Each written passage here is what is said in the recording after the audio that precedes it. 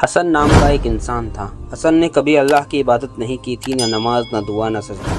دنیا ہی اس کی زندگی تھی۔ وقت گزرا اور اس کی شادی ایک ایسی عورت سے ہوئی جو اللہ کی بے حد نیک بندی تھی۔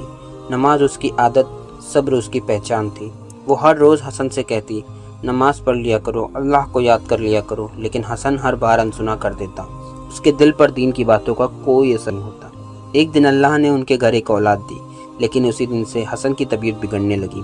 حالت اتنی خراب ہو گئی کہ موت اس کے بے حد قریب آ گئی۔ مرتے وقت حسن کو اپنی پوری زندگی یاد آ گئی، ہر چھوڑی ہوئی نماز، غلطی، لاپرواہی۔ اس کی آنکھوں سے آنسو بہنے لگے۔ اس نے اپنی بیوی کا ہاتھ پکڑا اور کہا، میں نے پوری زندگی اللہ کو بھلائے رکھا، لیکن تم مجھ سے ایک وعدہ کر لو۔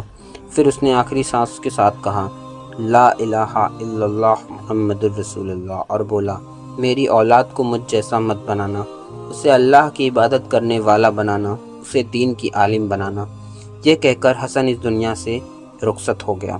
حسن کی موت کے بعد اس کی قبر میں عذاب شروع ہو گئے۔ دن بیتے، مہینے، پھر سال، لیکن قبر کی تکلیفیں کم نہیں ہو رہی تھی۔ ادھر دنیا میں اس کا بیٹا دھیرے دھیرے بڑا ہونے لگا۔ 4 سال کا ہوا۔ ماں کو اپنے شوہر سے کیا ہوا وعدہ یاد تھا۔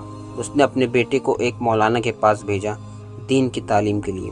مولانا نے پڑھانا شروع کیا۔ سب سے پہلا لفظ، اعوذ باللہ من الشیطان الرجیم، بسم اللہ الرحمن الرحیم۔